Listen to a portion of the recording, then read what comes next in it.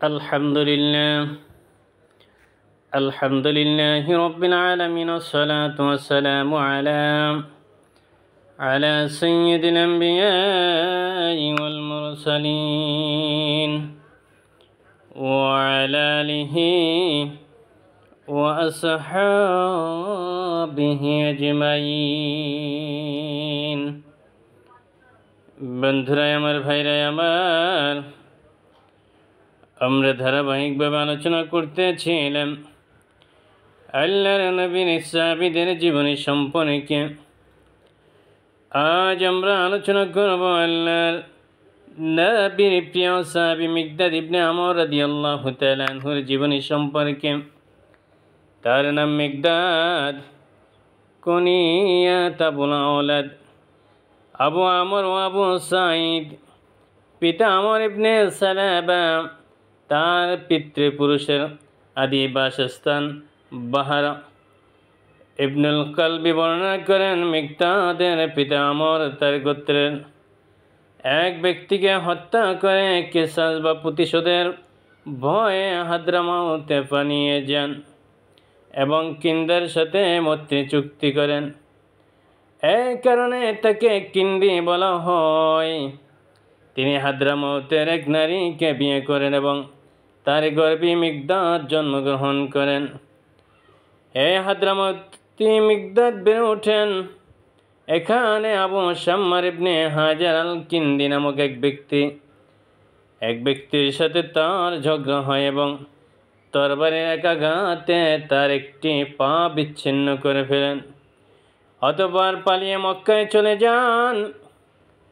মক্কায় তিনি আল-আসওয়াদ ইবনে আবদ ইয়াগুসের সাথে মৈত্রী বন্ধনে আবদ্ধ হয়ে বসবাস করতে থাকেন।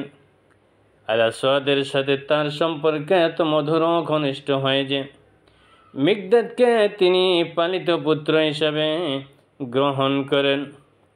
এভাবে তিনি মিকদাদ ইবনে আসাদের পুত্র মিকদাদ নামে পরিচিতি লাভ করেন।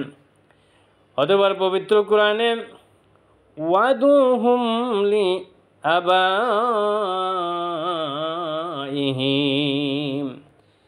তাদেরকে তাদের পিতার নামে ডাকো। এই আয়াতটি নাযিল হলে তিনি আল-আসওয়াদের পরিবর্তে মিকদাদ ইবনে আমরের পুত্র মিকদাদ এ নামে পরিচিতি গ্রহণ করেন। আর এ কারণে ইতিহাসে কোথাও তাকে মিকদাদ ইবনে আমর, আবার কোথাও মিকদাদ ইবনে আসওয়াদ হিসাবে উল্লেখ করা হয়েছে। মিকদাদ মক্কায় আশ্রয় নেওয়ার পর কিছুদিন যেতে না যেতে তাওহীদের আওয়াজ তার কানে প্রবেশ করে। হযরত রাসূল করিম সাল্লাল্লাহু আলাইহি ওয়াসাল্লাম দাওয়াত ও তাবলীগ থেকে ইসলামের সাথে প্রথম পরিচয় করিয়ে দেন। এই সে সময়ের কথা যখন ইসলামের কট্টর দুশমনরা মুসলমানদের উপর পাশবিক অত্যাচার চালাচ্ছিল। তাদের ভয়ে অনেকেই তখন ইসলাম গ্রহণের কথা গোপন রেখেছিল, কিন্তু মিকদাদ ইসলাম গ্রহণ করার পর সত্যকে গোপন করে রাখা সমীচীন মনে করলেন না। তিনি প্রথম পর্যায়ে 7 ব্যক্তির অন্যতম, যারা সেই চরম সন্ত্রাসের মুহূর্তে প্রকাশ্য নিজেদের ঈমান আনার কথা ঘোষণা করেছিলেন। এই 7 জনের অন্য 6 জন হলেন রাসূল পাক সাল্লাল্লাহু আলাইহি ওয়াসাল্লাম, আবু বকর, আম্মার, তার মা সুমাইয়া, সুহাইব ও বিলাল রাদিয়াল্লাহু তাআলা আনহু। রাসূল পাক সাল্লাল্লাহু আলাইহি ওয়াসাল্লামের চাচাতো বোন দুবা বিনতু জুবাইর ইবনে আব্দুল মুত্তালিবের সাথে তার বিয়ে হয়। বর্ণিত আছে, একদিন আব্দুর রহমান ইবনে আওফের সাথে তিনি বসে আছেন। হঠাৎ আব্দুর রহমান জিজ্ঞেস করেন, মিকদাদ, তুমি বিয়ে করেছ না কেন? মিকদাদ সরলভাবে সাথে সাথে জবাব দেন, তোমার মেয়েকে আমার সাথে বিয়ে দাও না। এ কথা আব্দুর রহমান অপমান বোধ করেন। তিনি তেলে বেগুনে জ্বলে ওঠেন এবং মিকদাদকে যথেষ্ট গালমন্দ করেন। মিকদাদ রাসূল পাক সাল্লাল্লাহু আলাইহি ওয়াসাল্লামের কাছে এসে আব্দুর রহমানের বিরুদ্ধে অভিযোগ করলেন। রাসূল সাল্লাল্লাহু আলাইহি ওয়াসাল্লাম বললেন, আমি তোমার বিয়ে দেব অথবা তিনি চাচাতো বোন দুবার সাথে মিকদাদের বিয়ে দেয়। প্রকাশ্যে ইসলামের ঘোষণা দেওয়ার পর মিকদাদের উপর মুসিবত নেমে আসে। রাসূল পাক সাল্লাল্লাহু আলাইহি ওয়াসাল্লামের অনুমতি নিয়ে তিনি হাবশায় হিজরত করেন। সেখানে কিছুকাল অবস্থান করার পর আবার মক্কায় ফিরে আসেন। তখন মদিনায় হিজরতের হিড়িক পড়ে গেছে। বিশেষ করে অসুবিধার কারণে তিনি মদিনায় হিজরত করতে পারল না। এমনকি রাসূলুল্লাহ মদিনার হিজরতের পর তিনি মক্কায় থেকে গেলেন। মক্কা মদিনার মধ্যে সাময়িক সংঘর্ষ হলে তিনি এবং উতবা ইবনে গাজওয়ান কুরাইশদের একটি অগ্রবাদী অনুসন্ধানী দলের সদস্য হিসেবে মদিনার দিকে রওনা হন এবং বাহিনীর নেতা ছিলেন ইকরামা ইবনে আবি জাহল। প্রতিমধ্যে মদিনার মুজাহিদদের একটি দলের সাথে তার ছোটোখাটো একটি সংঘর্ষ হয়ে যায়। এই মুসলিম মুজাহিদ দলের নেতা বা আমির ছিলেন হযরত উবাইদা ইবনে হারিস রাদিয়াল্লাহু তাআলা আনহু। সুযোগ বুঝে সময় মিকদাদ ও উতবা ইবনে গাজওয়ান মুসলিম মুজাহিদ দলে ফিরে যান এবং তাদের সাথে মদিনায় পৌঁছান। মদিনায় তারা হযরত কুলসুম ইবনে হিদামার অতিথি হন। উসদুল গাবাম কিতাবে বর্ণিত রয়েছে। মদিনায় তিনি হযরত উবাই ইবনে কাব রাদিয়াল্লাহু তাআলা আনহুর অনুরোধে বনি আদিলা মতান্তরে জাদিলাতে বসবাসের ইচ্ছা প্রকাশ করলে রাসূল সাল্লাল্লাহু আলাইহি ওয়াসাল্লাম সেই এলাকায় একখণ্ড থেকে জমি দান করেন। হিজরি দ্বিতীয় সনের শিরক ও তাওহীদের মধ্যে প্রথম প্রত্যক্ষ সামরিক যুদ্ধ সংঘর্ষ শুরু হয়। এবছর কুরাইশ বাহিনী বদরের প্রান্তরে উপনীত হয়। রাসূল পাক সাল্লাল্লাহু আলাইহি ওয়াসাল্লাম সাহাবীদের জন্য এ ছিল প্রথম পরীক্ষা। রাসূল পাক সাল্লাল্লাহু আলাইহি ওয়াসাল্লামের ব্যাপারে তাদের পরামর্শ চেয়ে তাদের ঈমানের পরীক্ষা নিতে চাইলেন।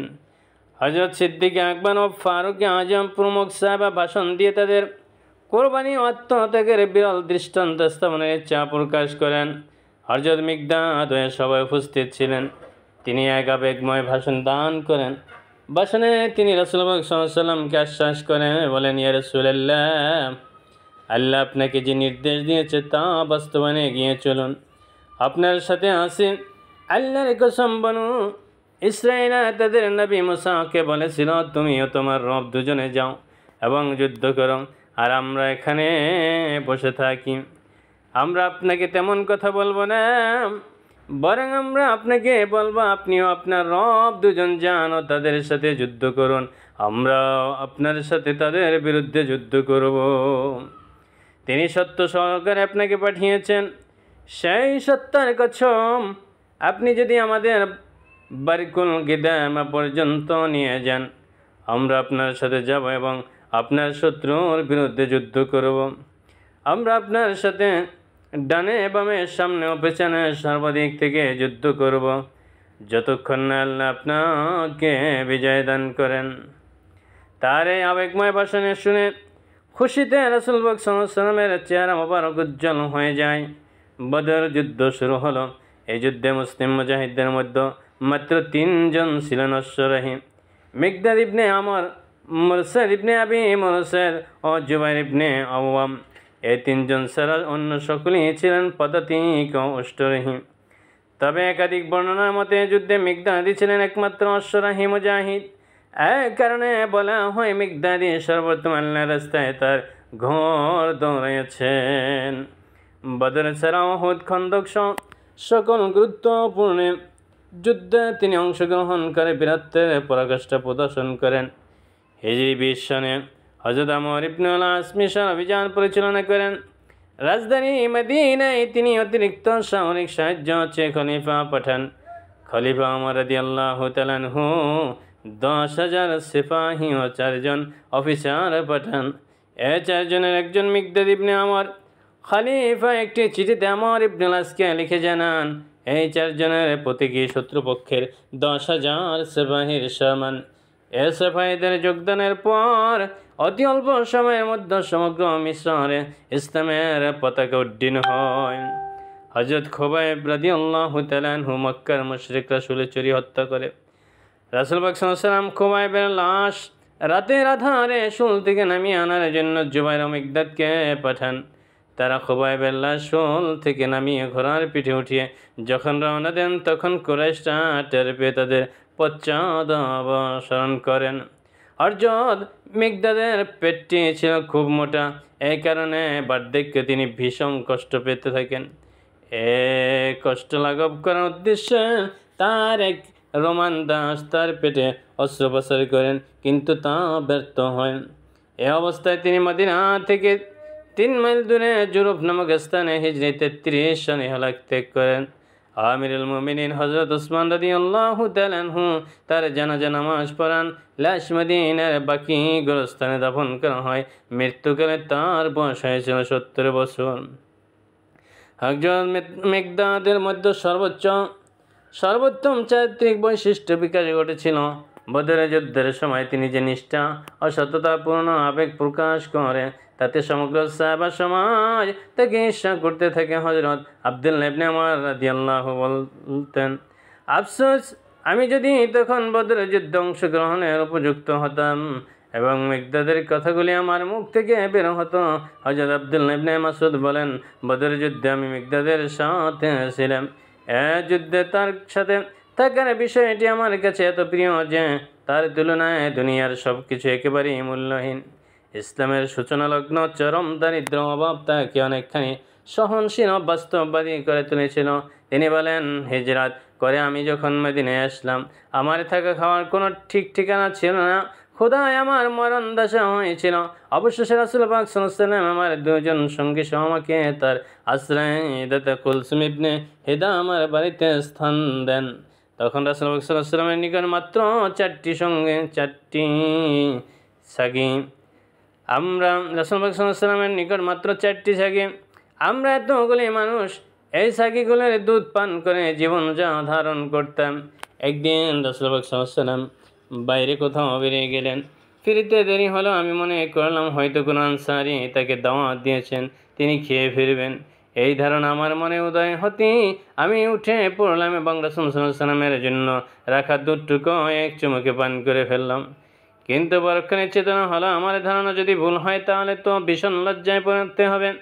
আমার এই দ্বিধাদ্বন্দ্বের মধ্যে রাসূল পাক সাল্লাল্লাহু আলাইহি ওয়াসাল্লাম ফিরে আসলেন এবং সোজা দুধ যেখানে থাকে সেখানে এগিয়ে গেলেন। দেখলেন পেয়ালা শূন্য। আমি আমার ভুলের জন্য লজ্জা অনুশোচনায় জর্জরিত হতে লাগলাম। বিশেষ করে তিনি যখন কিছু বলার জন্য হাত উঠালেন তখন আমার ভয়ে লোক সীমা থাকলো না। আমার ধারণা হলো রাসূল পাক সাল্লাল্লাহু আলাইহি ওয়াসাল্লাম বদ্ধ এখনই আমার ইহ পরকাল সব বরবাদ করা হয়ে যাবে। কিন্তু তাকে আমি বলতে শুনলাম, আল্লাহুম্মা তুহু মান আতআমানি ওয়া আসকানি মান সাকানি। হে আল্লাহ, যে আমাকে আহার করলো তাকে তুমি আহার করাও, যে আমাকে পান করো তাকে তুমি পান করাও। এই দোয়া শুনে আমার মধ্যে সাহস সঞ্চার হলো।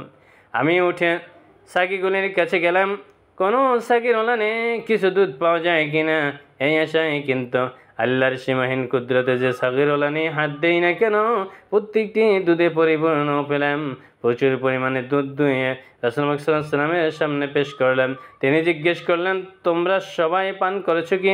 আমি আরজ করলাম, ইয়া রাসূলুল্লাহ, আপনি প্রথমে পান করুন, তারপর সমস্ত ঘটনা খুলে বলছি। রাসূল পাক সাল্লাল্লাহু আলাইহি ওয়াসাল্লাম পেট ভরে পান করলেন। আমার পূর্বের ভুল অনুশোচনার কথা মনে হওয়ায় হঠাৎ হেসে উঠলাম। তিনি জিজ্ঞেস করলেন, আবু আসওয়াদ, হাসছো কেন? আমি সব কথা খুলে বললাম। সব কথা শুনে তিনি বললেন, এ ছিল আল্লাহর রহমত, তুমি তোমার সাথী দুজনকে ঘুম থেকে জাগলে না কেন? তারাও অনুগৃহীত হতো। হযরত মিকদাদ ছিলেন অত্যন্ত বিচক্ষণ ও বুদ্ধিমান। তার বিচক্ষণতা ও বুদ্ধিমত্তার পরিচয় পাওয়া যায় বহু ক্ষেত্রে। তার এক সাথীর বর্ণনা করেছেন, একদিন আমরা মিকদাদের কাছে বসেছিলাম। এমন সময় একজন তাবী তাকে লক্ষ্য করে বললেন, রাসূল পাক সাল্লাল্লাহু আলাইহি ওয়াসাল্লাম দর্শন লাভে ধন্য, আপনার দুটি কান কতই না সৌভাগ্যের অধিকারী।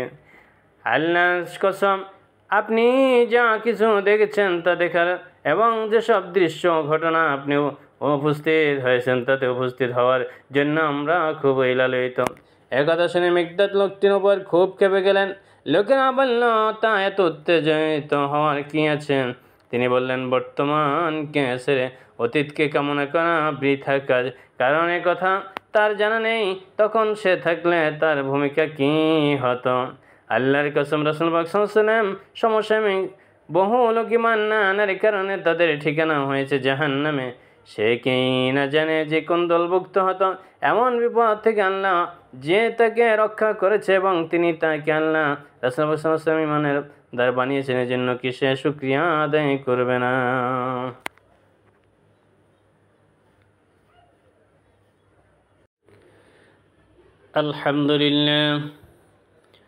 আলহামদুলিল্লাহ রাব্বিল আলামিন, والصلاة والسلام على سيد الأنبياء والمرسلين وعلى آله وأصحابه أجمعين।